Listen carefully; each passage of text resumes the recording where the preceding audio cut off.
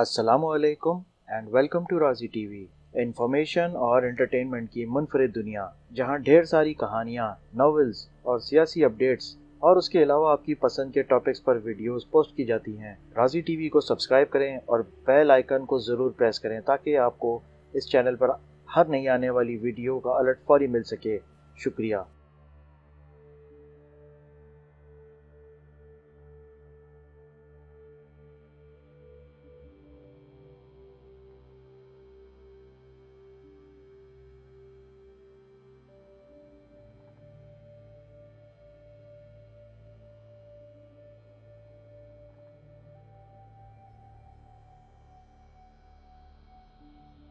بشرطے کہ تمہارے پاس دولت ہو، اور دولت تمہارے پاس نمایاں طور پر کافی ہے۔ لیکن مجھے اس طرح کی چیزوں سے کوئی دلچسپی نہیں۔ میں نے آج تک جو کچھ محنت کی ہے اور جو کچھ مطالعہ کیا ہے، اس کا ایک ہی مقصد رہا ہے، یعنی طاقت حاصل کرنا، وہ سچی طاقت جو دوسرے لوگوں کی زندگیوں اور تقدیروں پر حکومت کر سکے۔ اور اب میں خوب جان گئی ہوں کہ اس طاقت کو حاصل کرنے کا صرف ایک ہی طریقہ ہے، یعنی اپنے مکمل وجود کو حوالے کر دینا۔ کس کے حوالے؟ اس سرچشمے کے حوالے کر دینا جو اس طاقت کا مخزن ہے، زرینہ نے کہا۔ بے شک میں یہ توقع نہیں کر سکتی کہ تم میرے مقصد کو سمجھو گے، لیکن واقعہ یہی ہے کہ میں اسی مقصد کے لیے آج رات وہاں جانا چاہتی ہوں۔ 1 منٹ تک اسد اس کو حیرت سے تکتا رہا۔ اس کو اب تک یقین تھا کہ جشن میں جو کچھ شرمناک باتیں ہوں گی ان کا علم زرینہ کو نہیں ہے۔ آخرکار وہ بولا، اس طرح کے معاملوں میں پھنسے ہوئے تمہیں کتنا عرصہ کا ہو چکا ہے؟ جب میں چھوٹی سی بچی تھی اس وقت بھی میرے اندر روحانی صلاحیت موجود تھی، زرینہ نے آہستہ آہستہ کہا۔ میری ماں نے مجھے اپنی طاقتوں کو استعمال کرنے پر برابر ہمت افزائی کی اور اس کے انتقال کے بعد میں ایک خفیہ جماعت میں شریک ہو گئی۔ مجھے اپنی ماں سے محبت تھی، میں اس کی موت کے بعد بھی اس سے رابطہ قائم رکھنا چاہتی تھی، چنانچہ میں برابر اس سے ملاقات کرتی رہی۔ تمہارے پاس کیا ثبوت ہے کہ وہ تمہاری ماں کی ہی روح تھی؟ اسد نے یکایک تازہ شک و شبہ محسوس کرتے ہوئے کہا، کیونکہ اس وقت اسے یاد آ گیا تاکہ روحانیت اور حضرات کے ڈھگوسلوں کے متعلق اخبارات میں کیا کچھ لکھا گیا تھا۔ اس وقت میرے پاس بہت تھوڑا سا ثبوت تھا، لیکن بعد میں اب جب تک جو کچھ میں نے سیکھا ہے اس کی روشنی میں مجھے مکمل یقین ہو چکا ہے۔ تو کیا تمہاری ماں ابھی تک ان معاملات سے تمہاری رہنمائی کر رہی ہے؟ زرینہ نے نفی میں سر ہلایا۔ نہیں، وہ جا چکی ہے اور یہ میرے بس کی بات نہ تھی کہ اس کو روکنے کی کوشش کرتی، لیکن دوسری روحیں میرے پاس آتی رہی ہیں اور ہماری اس دنیا کے پار جو دنیایں ہیں ان کے متعلق میرا علم بڑھتا ہی جاتا ہے۔ لیکن یہ بڑی ہی غیر معمولی بات ہے کہ تم جیسی جوان لڑکی اس طرح کی باتوں میں اپنا وقت ضائع کرے۔ تمہاری زندگی تو یہ ہونا چاہیے کہ ہنسو، کہکہے لگاؤ، ناچو، تتلی کی طرح آزاد مسرور دوڑتی اڑتی پھرو۔ تم اتنی حسین ہو کہ اپنے لیے ایک بہترین نوجوان چن سکتی تھی۔ قدر کراہیت کے ساتھ وہ سمٹ گئی۔ ایسی زندگی ایک بے کیف زندگی ہے، بالکل معمولی۔ میں تو ایک ہی سال میں اس سے اکتا گئی تھی۔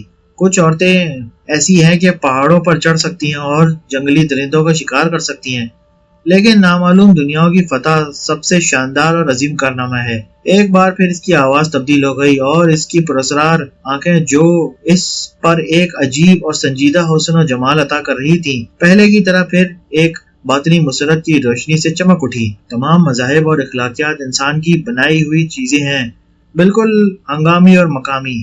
وہ بولی، ایک جگہ اور ایک زمانے میں جو چیز گناہ ہے وہ دوسری جگہ یا دوسرے زمانے میں ایک نیک کام مانی جاتی ہے۔ آج یہاں ہندوستان کے اس بڑے شہر میں جس فعل و عمل کو ایک شرمناک بدکاری سمجھا جاتا ہے، ہو سکتا ہے کہ اسی فعل و عمل کو چین میں بے حد قابل تعریف قرار دیا جائے۔ دنیا میں ایک چیز اور صرف ایک ہی چیز ایسی ہے جو مستقل و پائیدار ہے اور تبدیل نہیں ہوتی، وہ چیز ہے باطنی قوت کے حصول کا پوشیدہ و مخفی اصول۔ ایک یہی چیز اس قابل ہے کہ اس کے لیے کوشش اور جدوجہد کی جائے، اور اگر ضرورت پڑے تو تمام اخلاقی اصولوں کو پس پش ڈال دیا جائے، جیسا کہ آج رات میں کرنا چاہتی ہوں۔ تو کیا تم ذرا بھی خوفزدہ نہیں؟ اسد نے حیرت سے کہا۔ نہیں، اگر میں مقررہ راستے پر عمل کروں تو مجھے کوئی نقصان نہیں پہنچ سکتا، لیکن یہ راستہ بدی کا راستہ ہے، اسد نے اصرار کیا اور حیرت سے دیکھنے لگا کہ زرینہ میں اچانک کیسی تبدیلی رونما ہو گئی۔ ایسا معلوم ہوتا تھا کہ یہ زرینہ جو اس وقت بول رہی ہے بالکل ایک مختلف لڑکی ہے، یا پھر وہ کوئی ایسی رٹی ہوئی عبارت بول رہی ہے جو کسی غیر ملکی زبان میں اس نے پڑھی ہے۔ ایک ایسی عبارت جس کو اپنی زبان سے ادا کرتے وقت وہ مناسب موضوع اداکاری تو ضرور کر رہی ہے لیکن جس کا مفہوم وہ بالکل نہیں سمجھتی۔ اسی انداز میں ایک طنزیہ مسکراہٹ کے ساتھ وہ بولی، بدقسمتی سے داہنے مسلک کے پیروکار جس کو دنیا نیکی کا مسلک کہتی ہے پوری کائنات کا مجموعی فلاح کو اپنا نصب العین بناتے ہیں، لیکن اس کے برعکس بائیں مسلک کے پیروکار جس کو دنیا کے عام لوگ اپنی جہالت اور ناواقفیت کی وجہ سے بدی کا مسلک تصور کرتے ہیں، اپنی طاقت کو زندہ انسانوں پر استعمال کرتے ہیں، انسانوں کو اپنی مرضی کا محکوم و غلام بنا دینا، ان کو ترقی کی بلندیوں پر چڑھا دینا یا تنزلی کے غار میں دھکیل دینا، ہر قدم پر ان کے راستے میں پراسرار دشواریاں پیدا کر دینا یا ان کے راستے کی دشواریوں کو ہموار کر کے ان کو ایک شاندار کامیابی تک پہنچا دینا، یہ ہیں وہ قوتیں اور کمالات جو دنیا بھر کی دولت سے زیادہ قیمتی ہیں، جو دنیا بھر کی شہرت سے زیادہ عظیم ہیں۔ یہ ہے طاقت و قوت کی وہ معراج جو ہر مرد اور عورت کو حاصل ہو سکتی ہے، اور میں بھی مرنے سے پہلے معراج حاصل کرنا چاہتی ہوں۔ ٹھیک ہے، اسد نے پریشانی کے عالم میں بے ساختہ کہا، لیکن زرینہ تم نوجوان ہو اور حسین، زندگی کی تمام نعمتوں اور مسرتوں کی منزل میں تم ابھی داخل ہو رہی ہو، لیکن ابھی تم 1-2 سال تک سکون کے ساتھ اس معاملے پر غور کر لو۔ یہ دیکھ کر واقعی دہشت سی محسوس ہوتی ہے کہ تم اس عمر میں ایسی باتیں کر رہی ہو جیسے تم ایک بوڑھی عورت ہو۔ اس کے چہرے پر سنجیدگی اور گہری ہو گئی۔ ایک لحاظ سے واقعی میں بوڑھی ہوں، وہ بولی، اور انتظار کرنا میرے لیے ناممکن ہے، کیونکہ اگرچہ تمہاری ناواقفیت کی بنا پر میں تم سے یہ توقع نہیں کرتی کہ تم یقین کر لو گے، لیکن یہ حقیقت ہے کہ جس طرح یہ یقینی بات ہے کہ آج رات سورج غروب ہوگا، اسی طرح یہ بھی یقینی ہے کہ موجودہ سال کے ختم ہونے سے پہلے میں مر جاؤں گی۔ 1 منٹ تک وہ دونوں دم بخود بیٹھے رہے۔ دریا کا پانی آہستہ آہستہ بہ رہا تھا، سورج کی کرنیں اور درختوں کی نیچی شاخوں میں سے ابھی تک جھانک رہی تھی اور لہروں پر ناچ رہی تھی۔ آہستہ آہستہ زرینہ کی آنکھوں میں چمکتی ہوئی آگ بجھ گئی اور وہ برقی بجرے کے گدوں کا سہارا لے کر نیند دراز ہو گئی، جیسے وہ بہت تھک گئی ہو۔ اسد حیرت کے عالم میں اسے تک رہا تھا۔ یہ بالکل ناممکن معلوم ہوتا تھا کہ زرینہ نے اپنی موت کی جو خوفناک پیشگوئی کی تھی اس کی واقعی کوئی حقیقی بنیاد موجود تھی، لیکن پھر بھی اس کی آواز میں ایک مہلک یقین اور اعتماد جھلک رہا تھا۔ نہیں، ایسا نہیں ہو سکتا۔ اسد نے اس کا ہاتھ پکڑ لیا اور اس طرح دبانے لگا گویا وہ خود اپنی قوت حیات کی مدد سے زرینہ کی زندگی کو مزید توانائی پہنچانا چاہتا ہو۔ تم ابھی مزید 50 سال تک زندہ رہنے کی طاقت رکھتی ہو۔ یہ سب ایک محمل اور مجرمانہ بکواس ہے جو اس شیطانی صفت تومان نے تمہارے دماغ میں جما دی ہے۔ پیارے احمق دوست، زرینہ نے اسد کا دوسرا ہاتھ اپنے ہاتھ میں لے لیا اور اس کو آہستہ آہستہ دبانے لگی۔ اس کے ساتھ ہی 1 منٹ کے لیے ایسا محسوس ہوا کہ اس کی آنکھوں میں آنسو جمع ہو رہے ہیں۔ اگر حالات ایسے نہ ہوتے جیسے کہ اب ہیں تو میرا خیال ہے کہ شاید میں تمہیں بہت زیادہ پسند کر سکتی ہوں، لیکن سنو، حقیقت یہ ہے کہ تومان سے واقف ہونے کے بہت پہلے ہی مجھے یہ معلوم تھا کہ میری زندگی کے کتنے دن باقی ہیں، اور اب دنیا میں کوئی چیز ایسی نہیں جو میری زندگی کے مقررہ دنوں میں سے ایک واحد گھنٹے کا بھی اضافہ کر سکے۔ ذرا مجھے اپنا ہاتھ تو دکھاؤ، یکایک وہ بولا۔ پامسٹری کا تعلق روحانیت سے ہو یا نہ ہو، بہرحال یہ ایک غیبی علم ایسا تھا جس کے متعلق اسد کو کچھ معلوم تھا۔ 1 سال پہلے کی بات ہے کہ پہاڑی علاقے میں بے تحاشا کار دوڑاتے ہوئے وہ ایک حادثے کا شکار ہو گیا تھا اور اس کی ٹانگ کی ہڈی پر سخت چوٹ آئی تھی۔ نتیجہ یہ تھا کہ ایک چھوٹی سی سرائے میں وہ تقریباً 1 ہفتے تک بستر پر پڑا رہا تھا۔ وہاں صرف ایک ہی لائبریری تھی جس میں مشکل سے 1 درجن بوسیدہ کتابیں تھیں۔ ان میں ہی اس کو ایک کتاب پامسٹری سے متعلق ملی تھی۔ اسد کے لیے کتاب ایک نعمت غیر مترقبہ ثابت ہوئی تھی اور اس کے بہت سے بے کیف دن اس کے مطالعے میں آسانی سے گزر گئے تھے۔ جیسے ہی زرینہ نے اپنا ہاتھ آگے بڑھایا، اسد نے فوراً ہی محسوس کر لیا کہ یہ ہاتھ ایک غیر معمولی روحانی قسم کا تھا، بہت لمبا، تنگ اور نازک۔ کلائی بہت دبلی تھی، انگلیاں چکنی اور نوکیلی، انگلیوں کے سروں پر لمبے اور بادام کی شکل کے ناخن پہلی، دوسری اور تیسری انگلی کی لمبائی ہتھیلی کی لمبائی سے تقریباً 1 انچ زیادہ تھی، اور اس خصوصیت نے ہاتھ کو ایک حسین مگر بیکار قسم کی شکل دے دی تھی۔ انگوٹھے کا سب سے اوپر کا حصہ نازک اور نوکیلا تھا، اور یہ ایک مزید علامت تھی جس سے یہ ظاہر ہوتا تھا کہ زرینہ میں مادی چیزوں کے خلاف جدوجہد کرنے کی خواہش کا فقدان تھا۔ دیکھا تم نے، وہ اپنی ہتھیلی دکھاتے ہوئے بولی۔ اہل عرب کہتے ہیں کہ ہر انسان کی تقدیر اس کی پیشانی میں محفوظ ہے، لیکن میری تقدیر یہاں میری ہتھیلی پر لکھی ہوئی ہے، بشرطے کہ کوئی اس کو پڑھ سکے۔ اس کا علم اس سلسلے میں اس قدر محدود تھا کہ ہاتھوں کی مختلف شکلوں کے ذریعے انسان کے کردار اور عام رجحانات معلوم کرنے کے علاوہ کچھ اور زیادہ باتیں معلوم نہ کر سکتا تھا، لیکن زرینہ کی تنگ ہتھیلی کی غیر معمولی لکیریں اتنی عجیب تھی کہ وہ بھی چونک پڑا۔ ہتھیلی کے ابھرے ہوئے حصے پر خاص ابھار جو مقام کمر کہلاتا ہے وہ بہت ہی سختی اور قوت کے ساتھ نمایاں تھا اور باقی ہتھیلی پر پھیلا ہوا اور چھایا ہوا معلوم ہوتا تھا۔ یہ ایک بہت صاف علامت تھی بے حد طاقتور تخیل کی، شائستگی اور نفاست کی اور حسن کی اور محبت کی۔ لیکن اس علامت میں ایک اور بھی علامت ملی ہوئی تھی جو شاذ و نادر ہی پائی جاتی ہے اور جس کو باطنی شعور کی لکیر یا خط بصیرت کہا جاتا ہے۔ اس قسم کے ہاتھ میں اگر یہ نادر لکیر موجود ہو تو یہ ظاہر کرتی ہے کہ اس شخص کو زبردست روحانی قوت نصیب ہے اور اس کا رجحان انتہائی خطرناک قسم کے پراسرار علم کی طرف ہے۔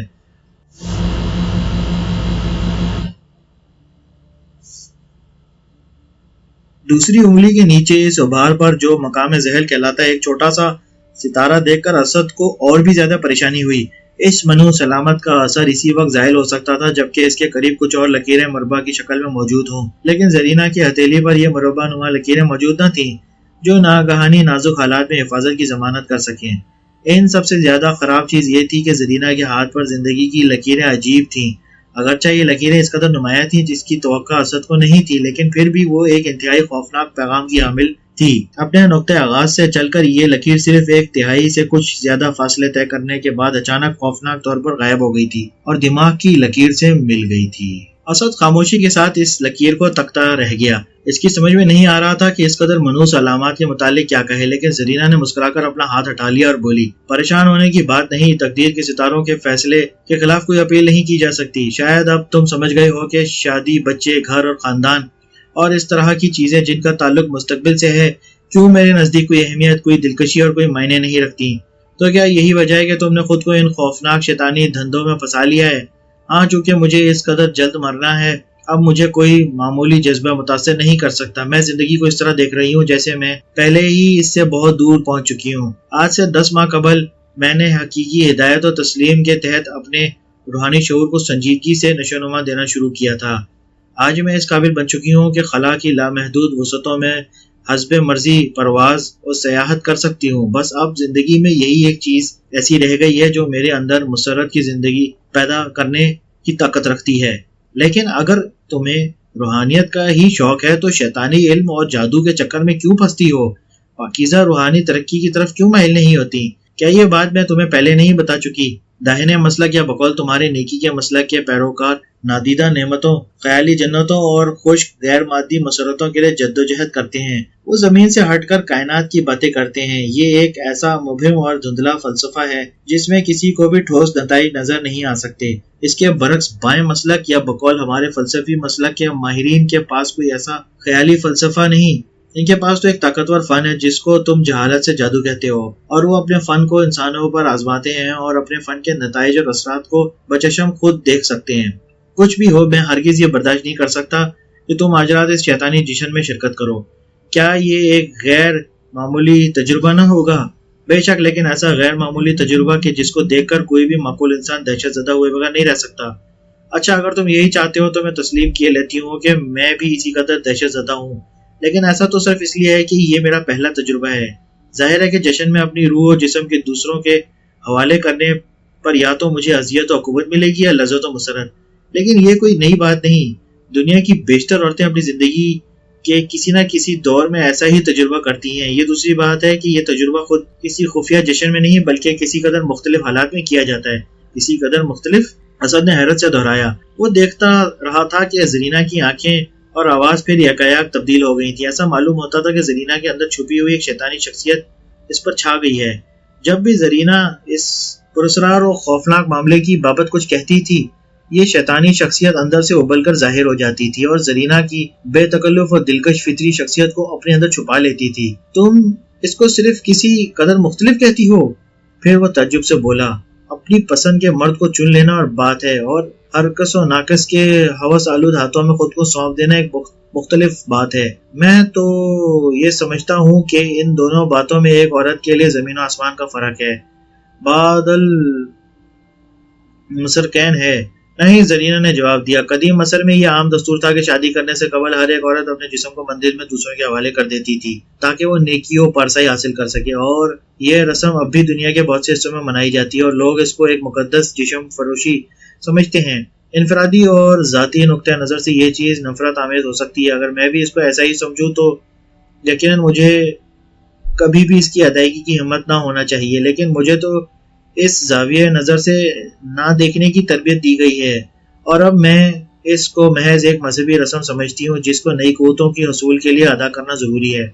معلوم نہیں تم کیا کہہ رہی ہو، اس نے حیرت سے کہا۔ میں مانتا ہوں کہ انسانی دماغ کسی شے کے بعض پہلوؤں کی طرف سے زبردستی اپنی آنکھیں بند کر سکتا ہے، لیکن جس مکروہ رسم کا تم تذکرہ کر رہی ہو اس کو دنیا کا کوئی معمولی انسان بھی اس زاویہ نظر سے نہیں دیکھ سکتا جسے تم دیکھ رہی ہو۔ بہرحال میں جس چیز کے متعلق تم سے در حقیقت کہہ رہا تھا وہ یہ ہے کہ اگر تم نے ایسا کیا اور خود کو ابلیس کے حوالے کر دیا تو تم خود کو ایک خوفناک تباہی کے خطرے میں ڈال لو گی۔ ابلیس، وہ مسکرائی، ابلیس تو صرف ایک خوفناک ڈھونگ ہے جو دنیا کے مذاہب نے بیوقوفوں کے لیے رکھا ہے، ان کو ڈرانے کے لیے، انہی کے لیے ایجاد کر دیا ہے۔ اچھا ابلیس نہ صحیح، تم اپنے لفظوں میں اس کو تاریک قوت ہی کہہ لو۔ تمہارا مقصد یہ ہے کہ مجھے خفیہ مذہب میں داخل نہ ہونا چاہیے۔ میرا مطلب یہ ہے کہ تمہیں اس جشن میں شامل نہ ہونا چاہیے، اسد نے کہا۔ خفیہ مذہب میں تو تم پہلے ہی داخل ہو چکی ہو، تمہارا نام ہی یہ بات ظاہر کرتا ہے۔ یہ نام تم نے اس شیطانی مذہب میں داخل ہونے پر اختیار کیا ہوگا۔ نہیں، زرینہ میرا اصلی اور ابتدائی نام ہے، یہ میری ماں کا انتخاب تھا۔ اسد اچانک سیدھا بیٹھ گیا۔ تو کیا واقعی تم ابھی تک تم نے مکمل طور پر خود کو اس خوفناک مسلک کے حوالے نہیں کیا؟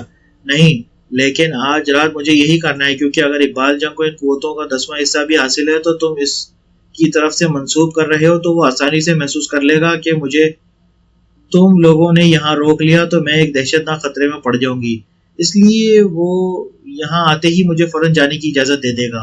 اور یاد رکھو تم نے وعدہ کیا ہے کہ اس کی ملاقات کے بعد تم میری آزادی میں دخل نہ دو گے۔ لیکن سنو زرینہ، اسد نے پھر اس کے ہاتھوں کو تھام لیا، اگر تم واقعی شیطانی فرقے کی رکن ہوتی اور ایک رکن کی حیثیت سے اس وحشیانہ جشن میں شرکت کے لیے جا رہی ہوتی تو اس وقت بھی یہ ایک بری بات ہوتی، لیکن اب جبکہ تمہارے لیے واپسی کا راستہ کھلا ہوا ہے، تمہارا وہاں جانا ہرگز ٹھیک نہیں اور 1000 گنا زیادہ برا ہے۔ اب بھی وقت ہے کہ تم اپنے قدم پیچھے ہٹا لو۔ اگر مجھے پیچھے ہٹ جانے کی خواہش بھی ہوتی تب بھی تمان مجھے ویسا نہ کرنے دیتا، لیکن تم اس قدر نیک اور مہربان ہو کہ اپنے لیے تمہیں اس قدر پریشان دیکھ کر مجھے واقعی بڑی تکلیف ہو رہی ہے۔ شیطانی فرقے میں داخلے کی یہ رسم یقیناً ایک بہت پرانی اور قدیم رسم ہے، جس قدر وحشیانہ رسم ہے، لیکن اس کی ادائیگی سے مجھے اس فرقے کے اہل کمال اور ماہر پیروکاروں میں ایک ٹھوس حیثیت مل جائے گی، اور اطمینان رکھو مجھے اس وقت تک کوئی نقصان نہیں پہنچ سکتا جب تک میں اس خفیہ مذہب کے راستے سے بہک نہ جاؤں، کیونکہ فرقے کے تمام ہی اراکین کو اس کے اصولوں پر سختی سے عمل کرنا ہوتا ہے۔ تم غلط کہتی ہو، غلط، اسد نے بے باکی سے اصرار کیا۔ اقبال جنگ ابھی کل رات ہی مجھے اس معاملے کے خوفناک پہلوؤں پر گفتگو کر رہا تھا۔ اگر تم سے یہ کہا گیا ہے کہ تمہیں اس طرح عجیب و غریب قوتیں حاصل ہو جائیں گی تو یہ ایک ناپاک فریب ہے۔ ایک عام انسان کی طرح جب تم نے اپنا پاکیزہ و خدائی مذہب اختیار کیا تھا تو اس کے معنی یہ تھے کہ تم نے ابلیس اور اس کے تمام کار فرمائیوں سے قطع تعلق کر لیا تھا اور خود کو پاکیزہ نورانی قوتوں کی حفاظت میں دے دیا تھا۔ اب اگر ایک بار پھر تم اپنی مرضی سے خود کو اس حفاظت سے آزاد کر لو گی جیسا کہ تم کرنا چاہتی ہو یا تمہیں کرنا پڑے گا، تو کوئی خوفناک چیز تم پر قبضہ جما لے گی اور تمہیں مجبور کر دے گی کہ اس کی مرضی پر عمل کرو۔ اقبال جنگ کے الفاظ میں خوفناک چیز کوئی بھی خبیث روح یا ارواح ہو سکتی ہے۔ آوارہ یا خبیث روحوں سے نمٹنے کے بھی بہت سے طریقے موجود ہیں۔ یہ تمہیں کیا ہو گیا ہے زرینہ؟ میری بات تمہاری سمجھ میں کیوں نہیں آتی؟ اسد نے اختیار کف افسوس ملتے ہوئے کہا، یہ تو تم آسانی سے دیکھ سکتی ہو کہ شیطانی فرقے کے ان لوگوں کو ابھی تم کو کسی واقعی شیطانی کام کرنے کے لیے نہیں کہا۔ وہ ابھی تک اپنے پراسرار شعبدوں میں تمہیں الجھا رہے ہیں اور آگے بڑھنے کی ترغیب دیتے ہیں، طلسمی آئینے کو استعمال کرنے پر تمہاری ہمت افزائی کر رہے ہیں۔ ایک بار تم مکمل ممبر بن گئی تو وہ ضرور تمہیں اصل بھیانک اور شرمناک حقائق دکھائیں گے، اور اس وقت تم اس قدر خوفزدہ ہوگی کہ انکار نہ کر سکو گی۔ تم کو شیطان اور شیطانی اثرات اس طرح جکڑ لے گا کہ ان کا انکار کرنا ناممکن ہو جائے گا۔ افسوس ہے کہ میں تمہارا یقین نہیں کر سکتی۔ یہ کام تو میرا ہوگا کہ میں ان قوتوں کو استعمال کروں کہ وہ طاقتیں مجھے استعمال کریں۔ یہ ظاہر ہے کہ جس چیز کے متعلق تم بات کر رہے ہو اس کو خود تم بھی نہیں جانتے۔ اقبال جنگ تو جانتا ہے، اسد نے اصرار کیا۔ وہ کہتا ہے کہ جب تک تم عمل حقیقی پر اس فرقے میں داخل نہ ہو جاؤ اس وقت تک خود کو آزاد کر سکتی ہو، لیکن ایک بار داخل ہونے کے بعد پاکیزہ نورانی قوتوں کا سایہ جو تمہارے حفاظت پر مامور ہے تمہارے سر سے ہٹ جائے گا۔ اسی قسم کے خطرے سے سلیمان کو بچانے کی غرض سے ہم نے کل رات تم لوگوں کے درمیان اس کو اڑا لیا تھا۔ زرینہ کی آنکھوں میں ایک عجیب قسم کی روشنی نمودار ہوئی۔ تم لوگوں نے اس کو اڑا لیا تھا، لیکن پھر بھی تمہارے نے اس کو حکم دے دیا کہ واپس آ جائے، اور آج سلیمان کو بھی اس فرقے میں داخل کر کے کوئی مناسب نام دے دیا جائے گا۔ اتنے یقین کے ساتھ یہ باتیں نہ کرو، میرا دل کہتا ہے کہ ہم لوگ سلیمان کو اب بھی بچا لیں گے، اس نے ایک جھوٹی شان اعتماد سے کہا۔ اس کو بچانے کے لیے تم نے کیا ترکیب سوچی ہے؟ زرینہ نے پر شوق عجلت سے پوچھا، کیونکہ یکایک اسے محسوس ہوا کہ اس معاملے سے فائدہ اٹھا کر وہ خود اپنے فرار ہونے میں آسانی پیدا کر سکتی ہے۔ یہی تو ساری دشواری ہے، اسد نے تسلیم کیا۔ صاف بات یہ ہے کہ ہم نے سوچا تھا کہ شاید تمہیں سلیمان کا کوئی پتہ ہو، یہی وجہ ہے کہ میں آج صبح کہکشاں ہوٹل پہنچا تھا۔ میرا مقصد تھا کہ ممکن ہو تو تمہیں یہاں لے آؤں تاکہ اقبال جنگ تم سے کچھ تحقیق کر سکے، لیکن تمہیں بھی یہ معلوم نہ تھا کہ تمان سلیمان کو ہم سے چھین کر لے گیا ہے، اور یہ بات تم کو ابھی معلوم ہوئی ہے جب تم نے ٹیلی فون پر مدام عرفی سے یہ باتیں سنی۔ لہٰذا یہ بالکل ظاہر ہے کہ تم بالکل نہیں جانتی کہ سلیمان کہاں ہے، لیکن مجھے یقین ہے کہ تم ہمیں تمان تک پہنچنے کا کوئی سراغ ضرور دے سکتی ہو، بشرطے کہ تم چاہو۔ میں تو اس مغالطے میں تھی کہ وہ مکان تمان کا تھا جہاں گزشتہ شب میٹنگ ہماری ملاقات ہو رہی تھی۔ نہیں، وہ سلیمان کا مکان تھا، اگرچہ تمان وہاں کچھ عرصے سے اس کے ساتھ قیام پذیر رہا ہے۔ شہر میں کسی نہ کسی جگہ خود اس کی کوئی پوشیدہ قیام گاہ ضرور ہے، اور اسی کا پتہ ہم ضرور معلوم کرنا چاہتے ہیں۔ اس کی روزمرہ کی زندگی کے متعلق مجھے کچھ بھی معلوم نہیں، اور اگر مجھے کچھ معلوم ہوتا تب بھی شاید میں تمہیں اس کے متعلق بتانا پسند نہ کرتی، لیکن میں نہیں سمجھ پا رہا کہ تم اس معاملے میں اس قدر اتنی دلچسپی کیوں لے رہے ہو۔ تم نے ابھی کہا تھا کہ تمہیں سلیمان کی ضرورت ہے کیونکہ تم بھی طلسمی عجوبے کی تلاش میں ہو۔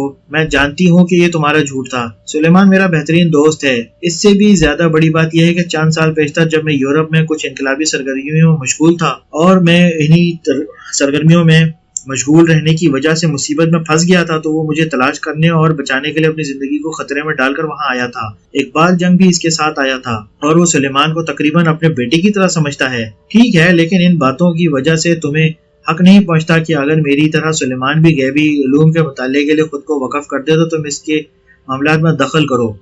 بے شک جب تک وہ اس معاملے کے بے ضرر پہلو تک خود کو محدود رکھتا ہے، اس وقت تک ہمیں دخل دینے کی ضرورت نہیں۔ لیکن اقبال جنگ کا وعدہ ہے کہ اگر تم اور سلیمان خود جو کھیل کھیل رہے ہو، اس سے زیادہ خوفناک اور خطرناک کھیل آج تک انسان نے نہیں کھیلا ہے۔ اگر گزشتہ رات میں نے اپنے آنکھوں سے خود یہ نہ دیکھ لیا ہوتا تو اس کے بعد مجھے اقبال جنگ کے اس دعوے پر شک و شبے کی کوئی گنجائش باقی نہ رہتی، اور نہ ہی اب رہی ہے۔ سلیمان کسی بھی طرح مجھے احمق معلوم نہیں ہوتا۔ اس کو ضرور معلوم ہوتا ہے کہ وہ کس قسم کا خطرہ مول لے رہا ہے، اور اپنی خواہشات کی تکمیل کے لیے وہ ان خطرات کو مول لینے کے لیے تیار اور راضی ہوگا۔ مجھے تو یہی شبہ ہے کہ تم خود بھی ان خطرات کی اصلیت کو سمجھتی ہو، اور بہرحال فی الحال ہم اس کو ایک انسان سمجھ رہے ہیں جو اپنے ہوش میں نہیں ہے، اور اس کو بچانے کے لیے میں اور اقبال جنگ ایک اٹل فیصلہ کر چکے ہیں، بشرطے کہ ہمیں اس کا ذرا سا بھی موقع مل سکے۔ دنیا کی کوئی بھی بڑی سی بڑی مصیبت ہمیں اس کام سے نہیں روک سکتی۔ زرینہ نے محسوس کیا کہ اب اس فریب پر عمل کرنے کا وقت آ گیا جس کا منصوبہ وہ اپنے ذہن میں تیار کر رہی تھی، اس لیے وہ آگے کو جھک گئی اور ہلکے انداز میں بولی، اگر تم واقعی اس قدر پاگل ہو کہ تم آج سے مقابلہ کرنے کا ایک موقع چاہتے ہو تو میرا خیال ہے کہ میں ایسا موقع تمہیں دے سکتی ہوں۔ کیا واقعی؟ اسد ایک جھٹکے سے سیدھا ہو کر بیٹھ گیا اور ناؤ کے پہلوؤں پر پانی غرارے سے کرنے لگا۔ مجھے یہ معلوم نہیں تھا کہ تمان کا کوئی مکان کسی جگہ ہے کہ نہیں، لیکن یہ ضرور معلوم ہے کہ آج شام وہ کہاں موجود ہوگا، اور تمہارا دوست سلیمان اس کے ساتھ ہی ہوگا۔ تمہارا اشارہ جشن کی طرف ہے نا؟ کیا تم بتا سکتی ہو کہ جشن کہاں منعقد کیا جائے گا؟ بالکل نہیں، اس نے سورج کی سنہری کرنوں میں اپنا سر ہلاتے ہوئے کہا، لیکن میں تمہیں موقع دوں گی کہ تم مجھے لے کر اس جگہ تک چلو جہاں جشن ہوگا، بشرطے کہ تم اس بات پر رضامند ہو جاؤ جب وہاں پہنچیں گے تو تم مجھے آزاد کر دو گے۔ اس طرح سے تو کام نہیں چلے گا، اسد نے صفائی سے کہا۔ میں خوب سمجھتی ہوں مسٹر، اور وہ مسکرانے لگی۔ اس کے معنی یہ ہے کہ تم تمان سے خوفزدہ ہو کر، خیر مجھے اس پر تعجب نہیں، کیونکہ میں اسی لیے تمہارے ہر ممکن حملے کو ناکام بنانے اور اپنی حفاظت کرنے کے لیے تمان کو بہت کافی ذرائع کے لیے کافی سمجھتی ہوں۔ اسی لیے میں محسوس کر رہی ہوں کہ تمان خود بھی یہی پسند کرے گا کہ میں تمہیں لے کر جشن کے موقع پر چلی آؤں، بجائے اس کے کہ یہاں تمہارے ہاتھوں میں قیدی بنی بیٹھی رہوں۔ تمہیں تسلیم کرنا پڑے گا کہ میں تمہارے ساتھ بالکل ایمانداری کا معاملہ کر رہی ہوں، لیکن ظاہر ہے کہ تم خود اپنے آپ کو پر اعتماد نہیں اور نہ ہی اپنے دوست کی نجات میں اتنی دلچسپی رکھتے ہو جتنا مجھے خیال تھا۔ اسد تیزی سے سوچ رہا تھا کہ زرینہ کو شیطانی جشن میں شرکت کے لیے جانے دینے پر اگر وہ اسی طرح راضی ہو سکتا ہے تو وہ صرف اس طرح کہ اقبال جنگ اس کو ایسا کرنے کا حکم دے، اور یہ یقین کہ اگر زرینہ اس جشن میں شریک ہونے سے قاصر رہی تو تمان اس بیچاری کو کوئی بہت ہی خوفناک سزا دے گا۔ اس صورت کے علاوہ اور کسی صورت میں اسد اس کو وہاں جانے کی اجازت دینا نہیں چاہتا تھا، لیکن دوسری طرف اس کو اس وقت ایک حقیقی موقع مل رہا تھا سلیمان تک پہنچنے کا، پہلا اور غالباً آخری موقع۔ کیا تمہارا یہ مطالبہ ہے کہ جشن میں پہنچ کر میں تمہیں تمان کے حوالے کر دوں گا؟ آخر کار اسد نے پوچھا۔ نہیں، اگر تم مجھے اس مقام تک لے جاؤ تو بس یہی کافی ہوگا، لیکن یاد رہے تم میرے ہاتھ باندھنے یا منہ بند کر پٹی لگانے کی کوئی کوشش نہیں کرو گے۔ ایک شدید اذیت انگیز کشمکش اور پس و پیش کے عالم میں اسد نے ایک بار پھر اس مسئلے پر غور کیا۔ اس کو یہ جرأت کرنی چاہیے تھی کہ زرینہ کو ساتھ لے کر جشن میں چلا جائے، جہاں تمان اس کا آسانی سے اس پر اپنا اثر ڈال سکتا تھا۔ بہتر تو یہ تھا کہ اقبال جنگ بھی اس کے ساتھ ہوتا، وہ دونوں مل کر زرینہ کو اس شیطانی رسم میں شرکت کرنے سے روک سکتے تھے، لیکن دوسری طرف یہ بھی ناممکن معلوم ہوتا تھا کہ سلیمان کو نجات دلانے کے اس موقع کو ہاتھ سے جانے دیا جائے۔ میں تم سے وعدہ کرتا ہوں کہ تمہیں اس جشن میں شرکت کرنے کی اجازت دے دوں گا، اس نے مضبوطی سے کہا، لیکن میرا تو یہی ارادہ ہے، دیکھا جائے گا۔ بہرحال ان شرطوں پر مجھے تمہاری پیشکش منظور ہے۔ زرینہ نے اطمینان کا سانس لیا۔ اس کو اعتماد تھا کہ اگر ایک بار یہ لوگ منزل مقصود پر پہنچ گئے تو تمان اپنی حیرتناک قوتوں سے کام لے کر اس کو قید و بند سے آزاد کر دے گا۔ وہ مقام یہاں سے 70 میل کے فاصلے پر ہے، زرینہ نے کہا، اور میں وہاں غروب آفتاب تک پہنچنا چاہتی ہوں، اس لیے ہم کو یہاں سے 6 بجے تک روانہ ہو جانا چاہیے۔ کیا یہ ممکن نہیں کہ کچھ دیر میں روانہ ہوں؟ اسد کی پیشانی پر تشویش کی شکنیں پڑ گئیں۔ سچ بات یہ ہے کہ طعام سے قبل حمید نے بھی اقبال جنگ کو جو پیغام دیا تھا وہ ایک فریب تھا۔ تمہیں یہاں روکنے کے لیے میں نے جو منصوبہ بنایا تھا یہ پیغام اسی کا حصہ تھا۔ مجھے ہرگز یہ امید نہیں تھی کہ جس وقت تم روانہ ہونا چاہتی ہو اس وقت تک اقبال جنگ یقینی طور پر یہاں آ سکے گا، اور میں اس کے بغیر جانا پسند نہیں کرتا۔ زرینہ دل ہی دل میں مسکرائی۔ یہ اس کے لیے غیر متوقع خوش قسمتی تھی کہ گزشتہ رات وہ اقبال جنگ سے محض ذرا سی دیر کے لیے ملی تھی، لیکن اس کے دبلے پتلے شائستہ چہرے اور زمین روشن آنکھوں سے وہ بہت متاثر ہوئی تھی۔ اور اسد ایک خوبصورت دیو قامت نوجوان ضرور تھا، لیکن زرینہ محسوس کرتی تھی کہ اسد کے مقابلے میں اقبال جنگ کہیں زیادہ شوار حریف ثابت ہوگا، لہٰذا وہ سوچے گی کہ اقبال جنگ کا سامنا ہونے سے پیشتر ہی وہ کسی طرح یہاں سے روانہ ہو جائے تو بہت ہی اچھا ہوگا۔ اس مقصد کو ذہن میں رکھ کر زرینہ نے قدرے ناگوار انداز میں منہ بنا لیا اور بولی، بڑا افسوس ہے کہ روانگی میں تاخیر نہیں کی جا سکتی، کیونکہ جشن میں اجتماع سے پیشتر کچھ خاص تیاریاں بھی کرنی ہوتی ہیں۔ تیاریاں غروب آفتاب پر ہو جانی چاہیے اور اسی وقت ہی شروع ہوتی ہیں، اس لیے مجھے اس مقام پر زیادہ سے زیادہ 8:15 بجے تک پہنچنا ضروری ہے۔ اگر اس سے زیادہ تاخیر کروں گی تو مجھے شرکت کا مستحق قرار نہیں دیا جائے گا اور اس کے لیے جانا ہی بیکار ہوگا۔ اگر ایسا ہی ہے تو خیر تمہاری مرضی، ہم اقبال جنگ کا انتظار کیے بغیر ہی روانہ ہو جائیں گے۔ بہرحال اب یہ معاملہ طے ہو گیا ہے تو واپس گھر چلیں۔ اسد نے بجرے کو کھولا، انجن سٹارٹ کیا اور گھاٹ کی سمت واپس چل دیا۔ واپس پہنچ کر اس کا سب سے پہلا خیال یہی ہوا کہ زرینہ کے ساتھ اس نے جو معاملہ کیا ہے اس کے متعلق اقبال جنگ کو مطلع کر دے۔ چنانچہ اس نے ٹیلی فون اٹھایا اور قومی کتب خانے کے اہلکاروں سے ایک بار پھر درخواست کی اقبال جنگ کو ٹیلی فون پر بلا دیں، لیکن یہ معلوم ہوا کہ اقبال جنگ وہاں موجود نہیں تھا۔ اس پر اس نے اقبال جنگ کی رہائش گاہ شاہین مینشن گرین اسٹریٹ پر ٹیلی فون کیا، لیکن وہاں سے بھی نوکر اور خدمتگار سے کچھ معلوم نہ ہو سکا۔ ان کو اقبال جنگ کے متعلق کوئی علم نہ تھا کہ وہ کہاں ہیں۔ اب اس بات کا کوئی امکان باقی نہ رہا کہ اقبال جنگ کو جلد سے جلد یہاں چندر گھاٹ آنے کو کہا جاتا۔ کچھ دیر تک اسد زرینہ کے ساتھ گھاس کے خوبصورت میدان پر اور حسین باغ میں ادھر ادھر گھومتا رہا۔ ایک بار اس نے ان تمام غیر ملکی مقامات کا تذکرہ چھیڑ دیا جن کی سیاحت وہ زرینہ کے علاوہ باقی لوگوں کے ساتھ شیئر کر چکا تھا۔ در حقیقت اس تذکرے سے اسد کا مقصد یہ تھا کہ ان کی باہمی ملاقات و گفتگو میں ایک بار پھر وہی پرکیف معاملہ پیدا ہو سکے جو کہ صبح کو چندر گھاٹ تک سفر کے دوران انہوں نے محسوس کیا تھا۔ حمید باہر ٹائرز پر ہی چائے لے آیا اور برقی گراموں پر کچھ دلکش ریکارڈ بھی بجائے، لیکن یہ بھی اسد کے دل میں بڑھتی ہوئی اس گہری تشویش کو کم نہ کر سکے جو کہ ہو سکتا ہے اقبال جنگ آ کر سکے۔ گھاس پر درختوں اور پودوں کے سائے لمبے ہوتے جا رہے تھے۔ زرینہ خود کو سفر کے لیے تیار کرنے کے لیے بھلائی منزل پر چلی گئی۔ تھوڑی دیر بعد جب وہ واپس آئی تو اس نے اسد سے پوچھا کہ کیا سڑکوں کا نقشہ مل سکتا ہے۔ اسد نے نقشوں کا ایک پورا سیٹ مہیا کر دیا۔ زرینہ ان میں سے 2 نقشوں کا مطالعہ خاموشی سے کر رہی تھی۔ اس کے بعد اس نے ان کو طے کیا اور پرسکون آواز میں بولی، میں اس علاقے میں اس قدر کم رہی ہوں کہ مجھے راستوں کا بہت ہی کم علم ہے، لیکن اب مجھے ان نقشوں کو دیکھ کر اطمینان ہو گیا ہے کہ منزل تک پہنچ سکتی ہوں۔ ہمیں جلد ہی روانہ ہو جانا چاہیے۔ 6 بج چکے تھے۔ اسد نے جان بوجھ کر قہوے کا دور بالکل آخری لمحات تک کے لیے ملتوی کر دیا تھا تاکہ حد سے زیادہ دیر تک روانگی میں تاخیر ہو سکے۔ اب اس نے قہوے کے لیے گھنٹی بجائی اور بے نیازی سے حمید کو کہنے لگا کہ قہوہ تیار کرو۔ پریشانی کی ضرورت نہیں، میں تمہیں وہاں سے 8:15 بجے تک پہنچا دوں گا۔ نہیں، میں تمہیں صرف 5 منٹ دے سکتی ہوں اور اس سے زیادہ نہیں۔ دیکھو زرینہ، فرض کرو کہ ہماری روانگی تک اقبال جنگ نہ آ سکا تو کیا اس صورت میں تم مجھے رعایت نہ دو گی؟ میرا مطلب ہے کہ تم مجھے اس مقام کا نام بتا دو جہاں جشن ہو رہا ہے، تاکہ میں جنگ کے لیے یہاں ایک پیغام چھوڑ جاؤں تاکہ وہ ہمارے بعد وہاں آ سکے۔ 1 منٹ تک زرینہ سوچتی رہی۔ میں ایک گاؤں کا نام بتا دوں گی جو جشن کے مقام سے 5 میل کے فاصلے پر موجود ہے۔ وہ بولی، تمہارا دوست وہاں آ کر تم سے مل سکتا ہے، لیکن میری ایک شرط ہے۔ کون سی شرط؟ شرط یہ ہے کہ جب ہم منزل مقصود پر پہنچ جائیں گے تو تم دونوں میں سے کوئی بھی مجھے کسی طرح بھی روکنے کی کوشش نہیں کرے گا۔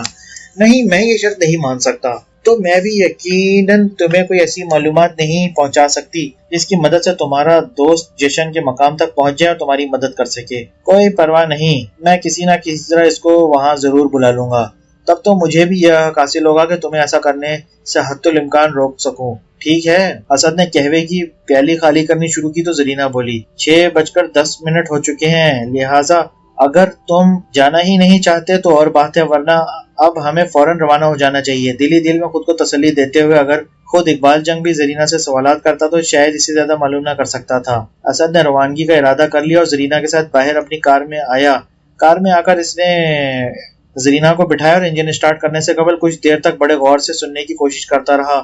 اس کے دل میں یہ امید مچل رہی تھی کہ آخر وقت میں کہیں سے دور سے اقبال جنگ کی طاقتور کار اس کی آواز سنائی دے جائے، لیکن کسی طرح بھی آواز محسوس نہ ہوئی۔ شام کی خاموشی درختوں اور راستوں پر چھائی ہوئی تھی۔ بادل نخواستہ اس نے گاڑی کو اسٹارٹ کیا اور جب کچھ فاصلہ طے کر چکا تو زرینہ نے پرسکون انداز میں کہا، براہ کرم نوشاد نگر کی طرف چلیے۔ لیکن نوشاد نگر تو یہاں سے 20 میل سے زیادہ دور نہیں۔ ٹھیک ہے، جب ہم وہاں پہنچ جائیں گے تو میں تمہیں مزید ہدایت دوں گی۔ وہ مسکرائی۔ کچھ دیر تک ان کی گاڑی خاموشی سے چھوٹے راستوں پر چلتی رہی اور اس کے بعد ایک بڑی شاہراہ پر پہنچ گئی۔ نوشاد نگر پہنچ کر زرینہ نے مزید ہدایات دی، اب ہردا پور کی طرف چلو، اور تیز رفتار گاڑی نوشاد نگر سے نکل کر شاہراہ مغرب کی سمت بڑھی اور 10 میل دور نکل گئی۔ اب کدھر چلنا ہے؟ اسد نے پوچھا۔ ہردا پور کی ایک کاروباری منڈی تھی۔ اسد نے اس کے مکانات پر نظر ڈالتے ہوئے اس کی مشہور سرائے کی جائے وقوع اور اس کا نام پتہ اپنے ذہن میں محفوظ کرنے کی کوشش کی۔ یہ سرائے کارواں کے نام سے مشہور تھی۔ اس وقت ٹھیک 7 بجے تھے۔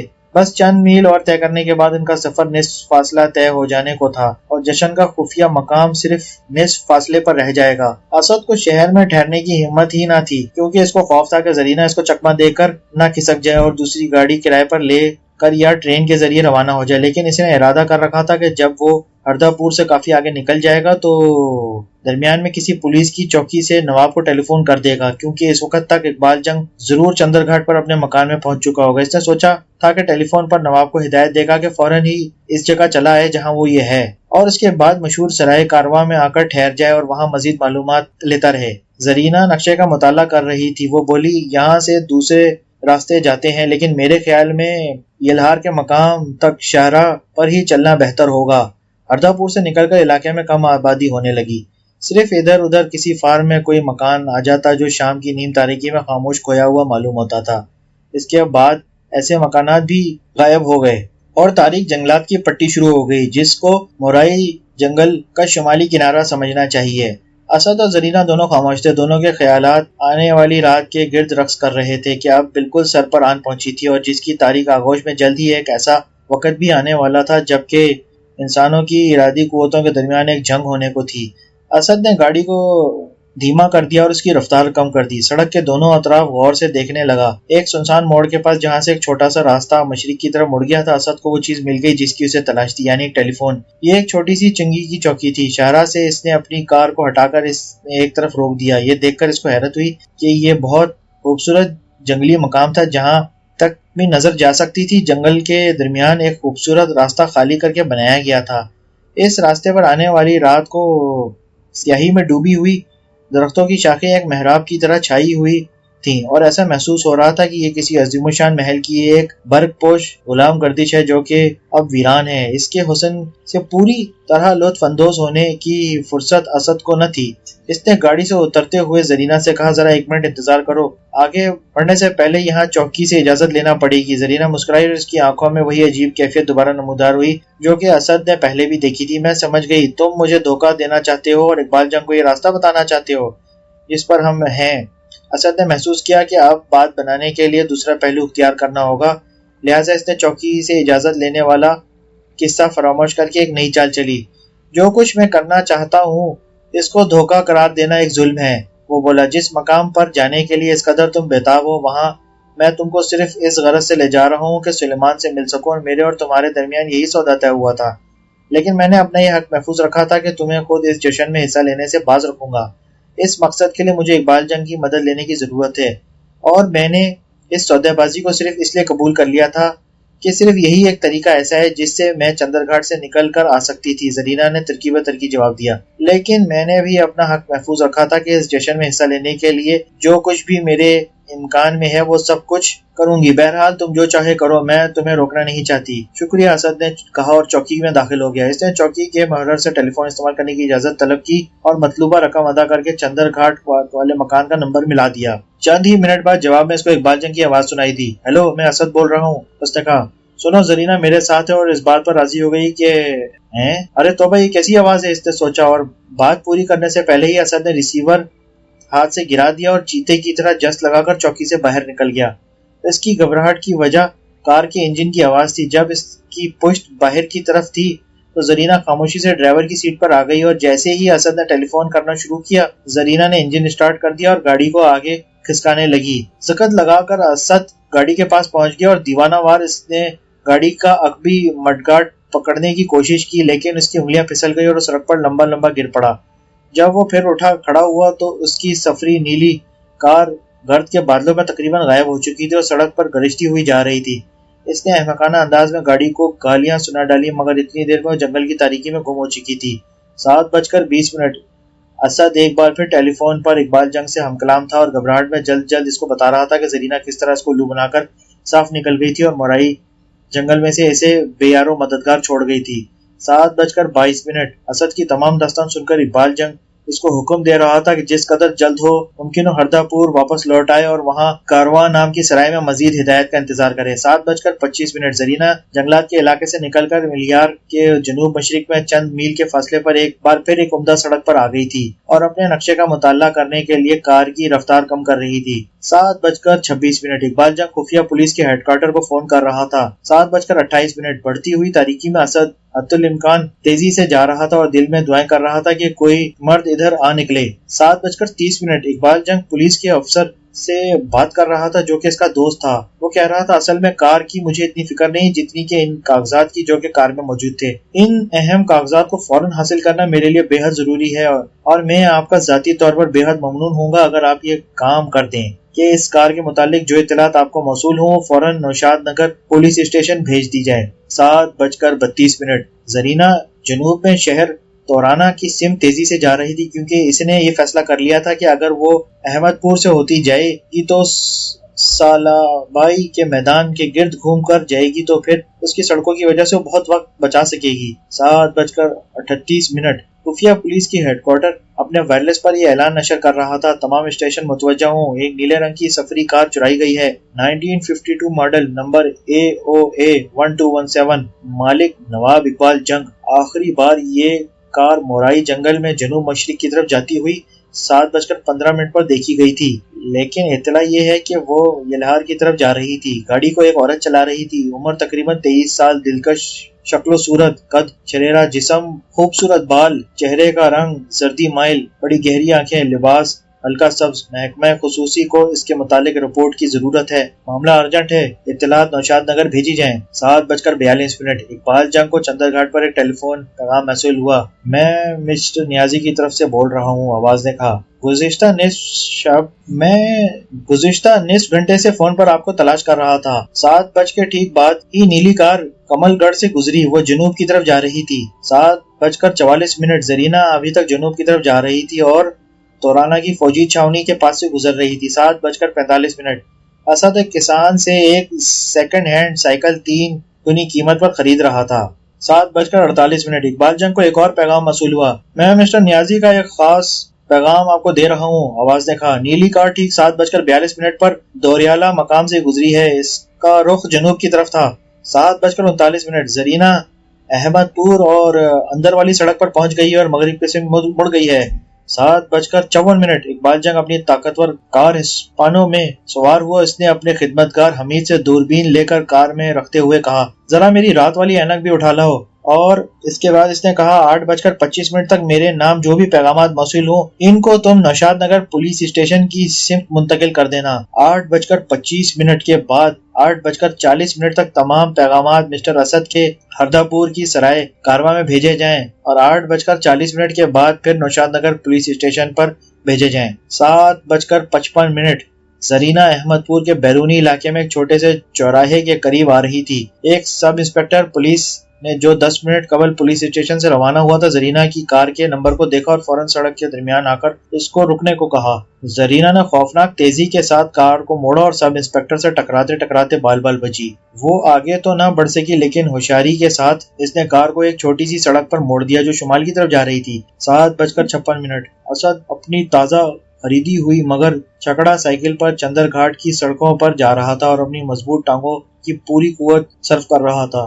7:58 زرینہ کا خون غصے سے جوش کھا رہا تھا یہ محسوس کر کے کہ اسد نے پولیس کو اس کے پیچھے اس طرح لگا دیا تھا گویا وہ موٹر کار چرانے والی کوئی عام چور ہے. اسی عالم میں زرینہ کو مالی گاؤں میں پل کے قریب ایک پولیس کا آدمی نظر آیا. سڑک تنگ تھی اور وہ درمیان میں کھڑا ہوا تھا. ہو سکتا تھا کہ وہ اسے رکنے پر مجبور کر دے. یہ خطرہ مول نہ لیتے ہوئے زرینہ آگے بڑھنے کے بجائے ایک اور پہلو کی سڑک کی طرف مڑ گئی جو شمال مشرق کی سمت جاتی تھی. 7:59 احمد پور کا سب انسپکٹر پولیس شہر کے ایک بڑے چوراہے پر ایک لاری سے اترا. اس نے چوراہے پر مامور پولیس کانسٹیبل کو خبردار کیا کہ نیلے رنگ کی ایک کار سے ہوشیار رہے جس کا نمبر OA1217 ہے. اس گاڑی کو بے تحاشا تیز ایک عورت چلا رہی ہے جس کی تلاش میں پولیس لگی ہوئی ہے. 8:01 زرینہ نے اپنی رفتار سست کر دی اور اس گھبراہٹ کے عالم میں یہ سوچنے کی کوشش کر رہی تھی کہ کیا احمد پور کے درمیان سے گزرنے کا خطرہ ایک بار پھر مول لینا چاہیے. آخر کار اس نے اس کے خلاف فیصلہ کیا اور تنگ گلیوں میں چکر کھاتی ہوئی شمال مشرق کی سمت آگے بڑھنے لگی.